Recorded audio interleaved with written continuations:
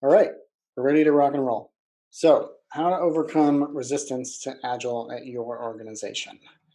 Appreciate you coming to this webinar. We're going to have a lot of fun today. I'm going to tell you a little story, and hopefully you can relate to it.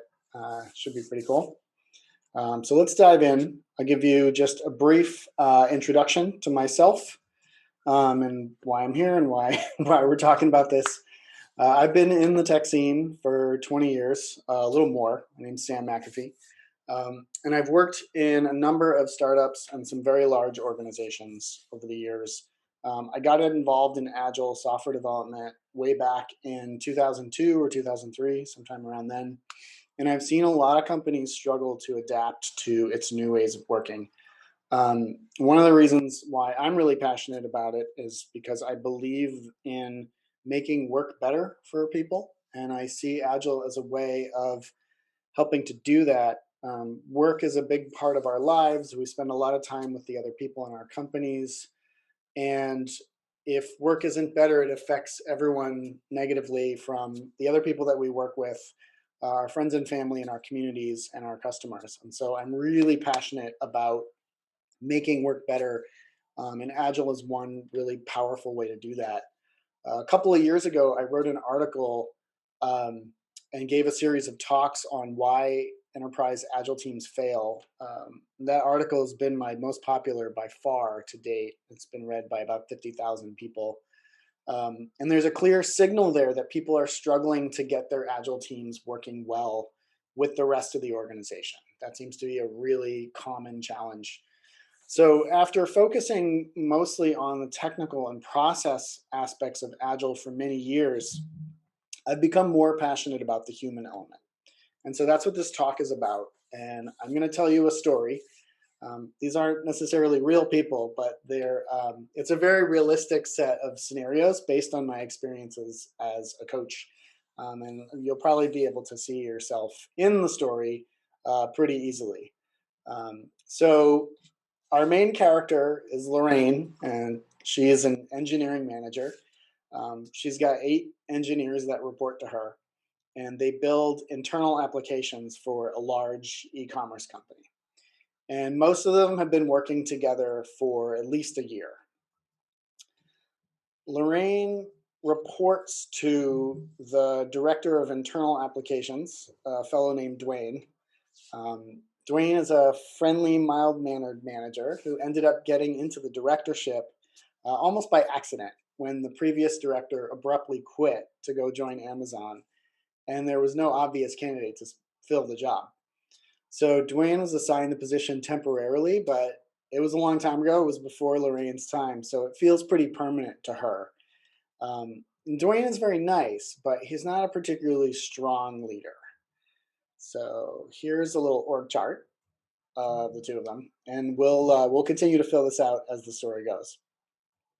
All right, so Dwayne reports to the VP of IT operations. His name is Brad, and Brad reports to the CIO, and the CIO reports to the CEO. Brad is kind of an old-fashioned IT leader. He's not at all convinced of this newfangled Agile stuff that he keeps reading about. It's been a very long time since he's touched the keyboard, but he remembers his days in the trenches pretty well. He's a straight shooter, Brad, a very tell-it-like-it-is type, but not particularly warm and fuzzy. All right, so here's that chart again, this time with Brad. A year ago, Lorraine attended a software development conference, an Agile conference, and came back really excited to try Agile. And her team has been making great strides since then in their local environment as a team. However, they consistently run into problems with one of the other teams, and it's one that they have to rely on for a variety of dependencies. Right? So most of that team has expressed opposition to anything like Agile, and that team's managed by Roger, this fellow. He's another engineering manager. And Roger's team manages a set of dependencies, services that Lorraine's team software needs to access in order to display data to users, to make updates to the system. So Roger and Lorraine used to work together. and they did not get along super great. And Roger still blames Lorraine for some old outage issue when they were engineers where he had to work all night to fix it. And he's been unwilling to cooperate with Lorraine's efforts to expand Agile since she started. He's been a bit of a blocker. Right? So Dwayne is a bit of a pushover. He's kind of intimidated by both Roger and Roger's boss, Francine, who we haven't met yet, but we'll get into her. She's the director of platform, and Dwayne has so far been unwilling to fight for Lorraine and stand up either to Roger or Francine around these issues. The other problem is Brad. Brad tolerates Lorraine's team's experiments with Agile because so far it's produced some minimal improvements and hasn't negatively affected the schedule, which is something that Brad cares about. But he's heard about this conflict between Lorraine and Roger, and he's annoyed by it. He's gone so far as to pressure Dwayne to make a note of it on Lorraine's biannual review. Ouch. Even though Lorraine doesn't really feel like it was her fault. It's sort of just circumstances. And Roger's just mad about it. But even if Lorraine could get buy-in from Roger to play ball, they'd still have to satisfy Francine and Brad, which isn't going to be easy. Francine is an old school IT project manager, highly skeptical of these new Agile methods as well. And she's influenced by Brad's curmudgeonly attitude toward it and uses Brad's mood sometimes to browbeat Roger and his team into compliance. So, all right, let's get a little whimsical. So Lorraine gets some help. By a stroke of good fortune, let's say Lorraine stumbled upon my 3 pillars of mindful leadership class. She's been in the program and now she has me as a coach. And here's a plausible plan that we would come up with and how it would work to solve this problem, right? So let's talk about Lorraine's leverage. We need to understand what influence does she have and what information does she have that she can use to help change the situation, right? So looking at the chart, right? Claire is a developer who works on Lorraine's team and has been around the company for a while. Like Lorraine, Claire also attended the Agile conference and is gung-ho on getting it spread around the company. It is working for her. She writes better code. They're doing pair programming, all sorts of automation. It really is working in terms of quality and speed. Also, Tony is a developer on Roger's team, and Lorraine ends up talking with Tony often to coordinate stuff. And Tony is very in favor of Agile practices, although he's pretty isolated and quiet about that with the rest of his team who are not. Okay, so moving on to the next slide. Okay, there we go. All right, so one day Lorraine learns in casual exchange with Claire that Claire worked for Francine at a previous company. And it sounds like they actually got along really well. So that's one interesting line of influence that's useful here. Lorraine already knows that Brad listens to Francine because he recruited her from his last company. Francine and Brad were peers at the old company, and they went through some difficult times together. Apparently, from what Lorraine has heard, that company's Agile transformation did not go well, and both of them remember it as a total failure. There was something involving audits and compliance, but Lorraine doesn't really know all the details.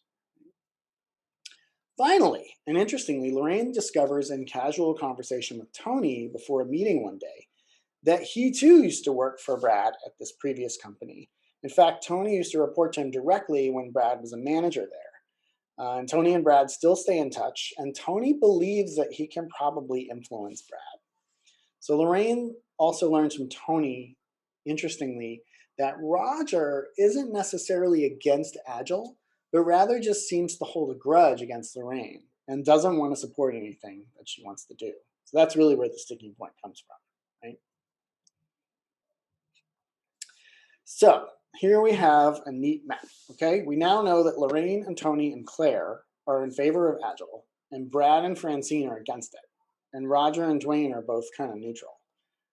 So here's a model of how the organization looks either supporting the move to Agile or opposing it, right? As well as the lines of influence that we've talked about, right? So you can see all that there on the diagram, right? Now, let's look at the first influence scenario, okay? So first, we need to go talk to Francine, right? So in this case, the best person to talk to Francine is probably Claire.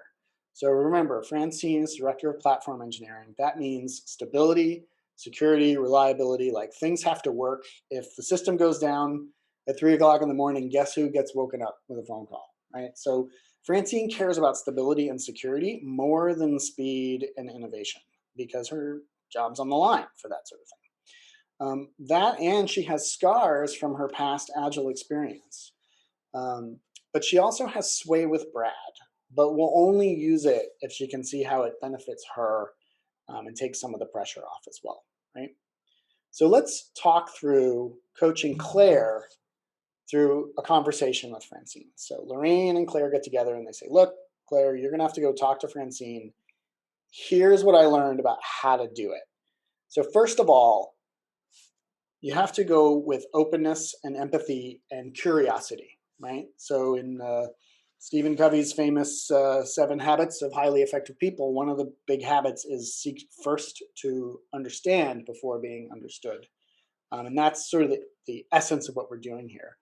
Claire is going to ask what went wrong with the Agile transformation first, right?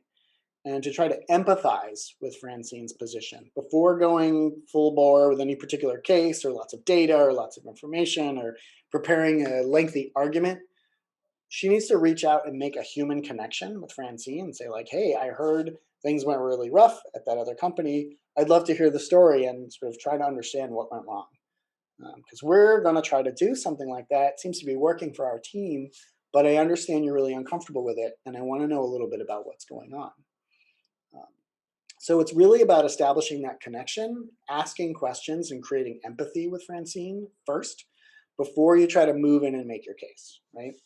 And then when you explain how Agile helps with stability and quality, because you have to do that, right? It's from Francine's perspective, the things that she cares about, how is this actually going to help her? And how is it going to benefit her directly in terms of her leadership responsibilities, right? Like, you got to sell it. You have to make it actually work for Francine and differentiate it from how it didn't work before once you've learned what those things are. And then we're going to actually recruit Francine into our efforts to spread the word that we're going to try more Agile stuff and we're trying to get support for it. So you ask her concretely to come on board, whether she's pro or even just a little neutral now, and help convince Brad, right? So that conversation has to happen. So then, as part of this same first influence scenario, we also have to talk to Brad. Somebody's got to talk to Brad. We know that because Francine's agreed, she's like, all right, you guys make a good case, we'll give it a try. I'll go talk to Brad. We kind of can only leave that to Francine because they know each other. You don't want to micromanage her relationship with Brad. She's going to go talk to Brad, but we want to shore that up with another conversation to make sure that Brad's hearing it from a couple different angles, right? Now, remember where Brad's at. Brad is a VP. He's in charge of things, the train's moving on time, right? So Brad, the stakes are higher for him than for other people.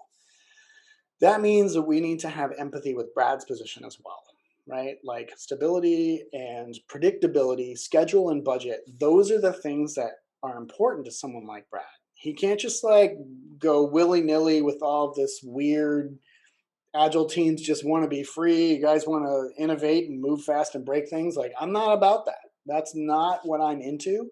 And you guys are putting my job at risk if you expect me to just let you, do whatever you want in your Agile teams. So it's important to understand Brad's position as a leader and to approach him from a place, again, of empathy, right? So in this case, we've got a clear line to Brad, and that's Tony, because they already know each other, they already work together, and Brad trusts Tony's opinion and listens to him. So even still, Tony has to prepare for the conversation in the right way in order for it to be effective, right? Like friendship doesn't necessarily trump fear of getting fired. And so Tony still has to approach the conversation with Brad by asking for his perspective on how things are going. Okay, Brad, you're a VP here. Like, I don't get to see much down, writing code in the trenches. Like, tell me a little bit about what you see. What are some of the risks? How are we doing?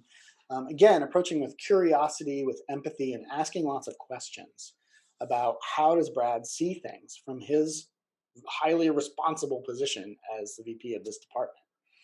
And then describing how Agile can minimize risk. Because remember, risk is a big thing for Brad. He needs the schedule, he needs the budget, and the things need to be on time and not running over. And so you want to frame that we're trying to do things on our team in small bits with low risk experiments, and we will come back and show you how it's working. And all we really need is not that Brad actually has to do anything. Brad doesn't have to lift a finger for us to keep working this way. We just don't want him to shoot us down. We don't want him to be a blocker. So we're asking him concretely for his support. And the reason in both of these cases, you can see I made it clear that you want to ask for a concrete something and you want to get commitment for it. And then you want to circle back and see if you can connect again with that person and if they've actually come through on the commitment. And there may even be some reciprocity here. I didn't put that on the slides, but in both cases, you may also ask Francine and Brad, like, what is it that you need? What are we doing that could help you? Are there ways that we could support you and make your job easier? Are there things we can take off your plate? Those are all important ways of building the empathy relationship, right? All right, so let's move further. Now we're going to get into the hard one. And there's not much here left to go. We've only got a few more slides, but I think I saved this one for the last because I think it's probably the tougher one that most of you, if you've got someone like this, you're going to avoid having this conversation, even though it's the most important one, and I want to show you how to do it. We need to go talk to Roger, right? Like Lorraine and Roger need to have a conversation and bury the hatchet and figure out how to move forward as two leaders in an organization with two teams that have to work together. And Roger's, holding this grudge, and people who have an issue at work will sometimes go years without really kind of talking to each other about anything other than maybe in the occasional meeting, right? So really the onus is on Lorraine, unfortunately, to make the first move, to bring the olive branch to Roger and try to bury the hatchet, which can feel awkward and uncomfortable. Lorraine doesn't think she did anything wrong. It was just circumstance. Roger holds her responsible. It feels really unfair. She's actually really angry about it too. She thinks that Roger's being a real jerk in having this grudge. None of that is applicable in having this conversation, right? So this is about going out and offering an apology to Roger for what happened, taking some amount of responsibility, being the first to empathize with his position. Say, Roger, I know you seem like you're still pretty upset about that time where we were, had that outage and you had to work all night. And I just want to say, I'm really sorry that things turned out that way. And taking some responsibility for it. However, that needs to be said. Roger can't listen to any new information until he feels like he's being heard, that he's had this frustration, this grudge for a long time. And however unfair it may seem to Lorraine, like he's kind of it's not really justified, you still gotta meet him where he is in order to get any openness in the conversation and make any progress, right? So burying the hatchet is very important, even if you don't think you should have to. And then second, asking questions about the issue. What is the issue here? With Agile? Is this something that you're really against? Are you worried that it's going to screw up your team? Are there ways that we can coordinate more carefully? But you're not lecturing, right? Like Lorraine's not going to lecture Roger on how he should run his team. She's going to ask lots of questions and get Roger engaged in coming up with an appropriate solution. And then of course, at the end, again, you have to have a concrete request for support for this Agile stuff and gain commitment from Roger. I think that's absolutely critical, excuse me. All right, so now we've got a new diagram here, right? And so what we can see here is You got a little a map of the pros, and there are no more any blockers or against people, folks who are against Agile. We've pretty much just neutralized the opposition, which is fine. That's more than enough to be able to make some progress with this situation. So again, let's look at what we've done here. Okay, so first of all, we mapped out the lines of influence in the organization, and we marked who's for, who's against, and who's neutral about the particular change that we're trying to do. And again, like, this doesn't have to be just for Agile, right? Like, this is for any kind of change initiative where you need to gain broad support. And as you know, probably by now, it doesn't really matter who's got what authority. You can't sort of change people's minds by fiat. You have to influence them. And you can only do that by listening and having empathy for their position and folding that into your regular communication skills with folks at work that maybe see things differently than you. So you have to understand everyone's objections to the change from their perspective and show them that you care about their perspective and that you're trying to understand how you all can work together. And then, of course, the most important thing is bury any old grudges before you attempt to convince anyone of anything. That's going to be absolutely critical. So now, it's your turn. I really appreciate you guys coming. I am really excited about our next cohort for the Mindful Leadership Accelerator that's coming up in April. Enrollment is open now. And the way to get into that program is to book a call with me. Alyssa is going to be putting in the chat the link to my Calendly where you can book a call. I always have a free 1 hour conversation with everyone who books to help try to figure out what's going on and get them unblocked. Whether or not you end up working with me, that call is free and available to you. So I want you to book a call, do it today, get some time on the calendar sometime in the rest of February, and we'll talk about your situation. So thanks a lot. Thanks for coming. The information is on our website, and you can get it there at startuppatterns.com, and you can book a call straight from our contact us page. So thanks a lot for coming, and hopefully I'll be in touch with you soon, and I hope you enjoyed the presentation.